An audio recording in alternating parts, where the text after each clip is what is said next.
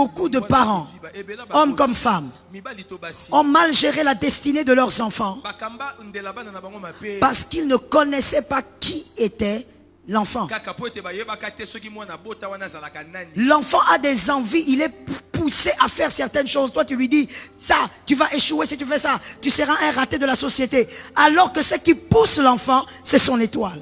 Ou c'est la personne qu'il est.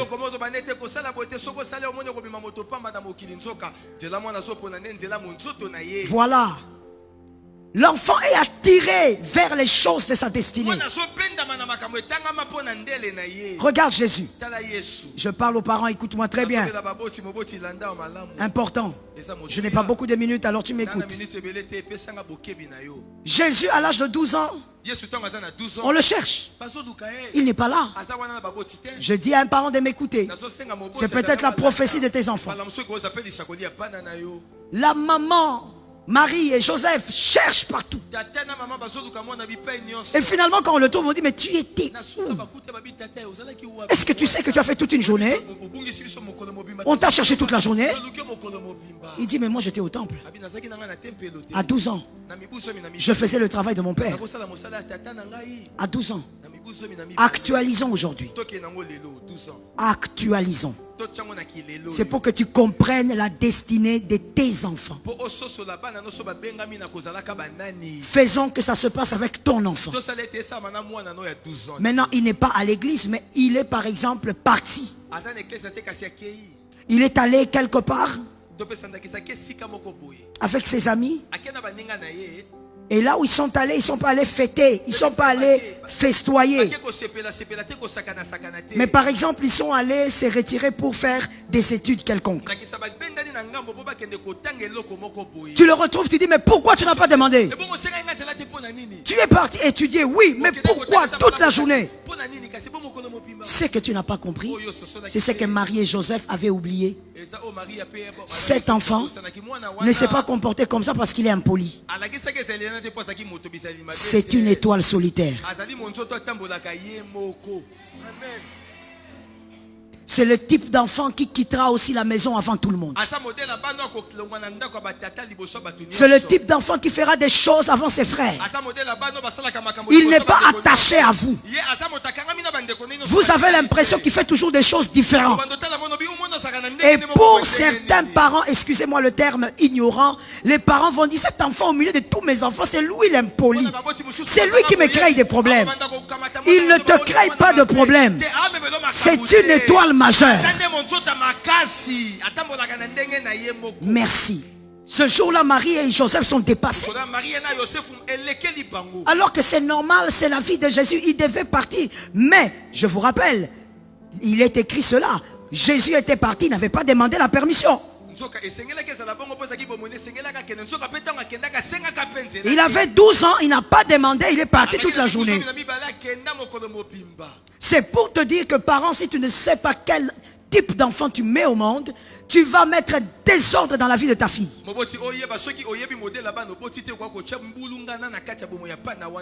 Que les dames me donnent un amen. Je répète que les dames me donnent un amen. Je répète que les dames me donnent un amen. Tu as ta fille depuis que tu as commencé. Depuis comme ta mère faisait ça avec toi, tu fais la même chose. Elle a encore 12 ans. Mais tu as commencé. Tu seras quel genre de femme? Arrête un peu ça. Une femme mariée, elle n'est pas comme ça. Une femme mariée, une femme qui fait se marier, une femme qui fait se marier. Depuis qu'elle a 12 ans jusqu'à 25 ans, une femme qui veut se marier. Qui t'a dit que toutes les femmes se marient au même instant? Toutes les femmes ne réussissent pas en étant mariées. Je te réchoque. Je te réchoque. Ici, c'est pourquoi j'ai dit que c'est question de compréhension le premier jour. Ici, c'est question d'étoile. On parle de ce que tu es. On ne blague pas. Qui t'a dit que toutes les femmes sont appelées à réussir en se mariant? Il y a des femmes qui doivent réussir avant de se marier.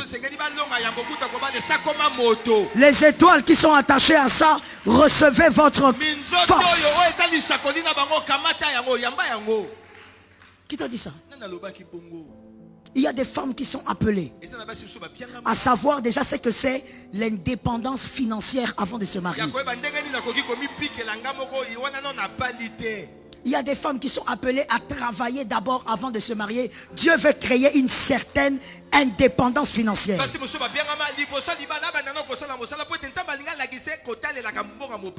Correct. Répétez ça.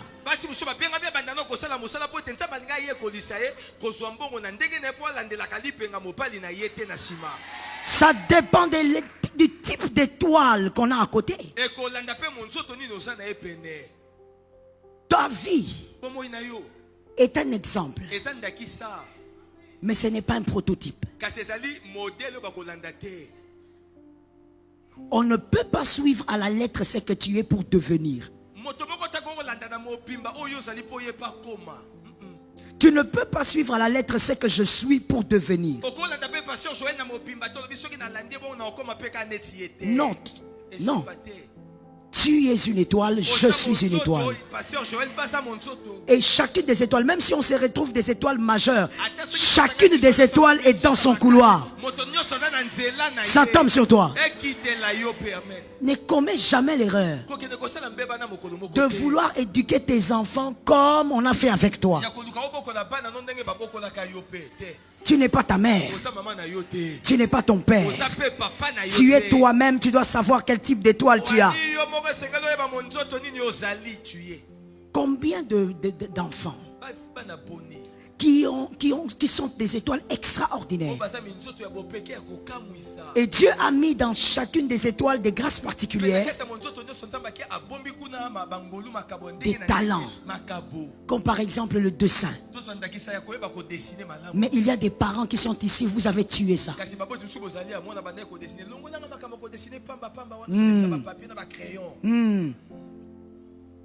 Va à l'école. Oui. Mais il y a aussi une école pour les arts. Quelqu'un dit, mais maman, ici au Congo, il va vivre comment? Qui t'a dit qu'il vivra au Congo? Tu vois comment tu es la sorcière de ton fils. Tu es la sorcière de ta fille. Qui t'a dit que toi, comme tu n'es jamais arrivé à Brazza, c'est que ton fils va aussi rester là, grandir dans ton quartier, vieillir dans ton quartier. Qui t'a dit ça? Connais l'étoile et oriente l'étoile.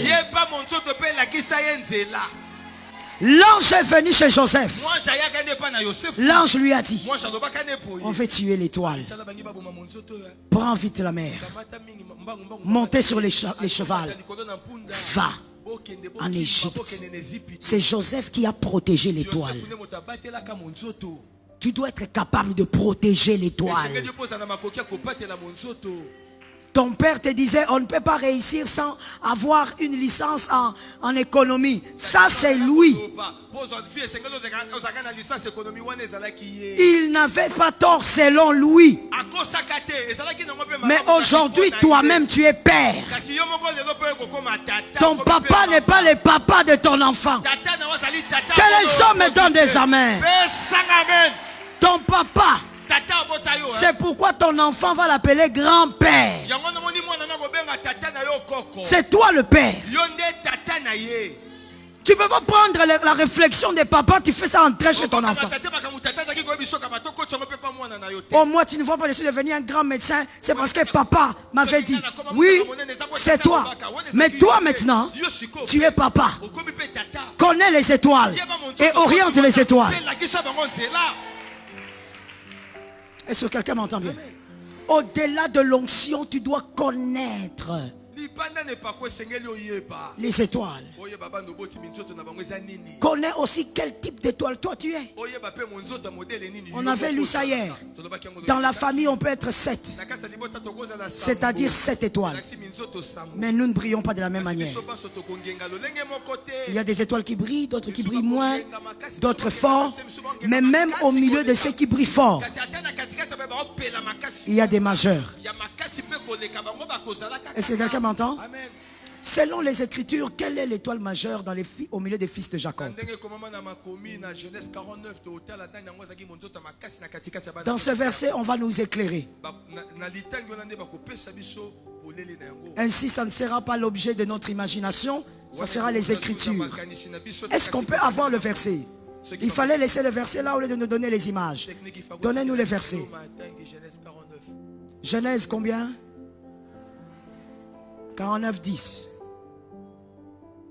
Laissez ça là. Parce que ça vous embrouille apparemment. Laissez ça.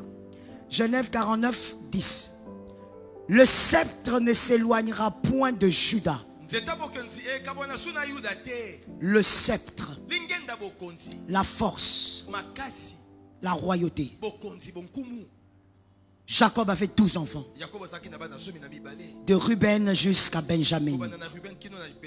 Mais voici ce qui est dit sur celui-ci. La royauté ne s'éloignera point de Juda. Au milieu de ces 12, il y a un roi. Et on dit ce roi-là, c'est de la lignée de Juda.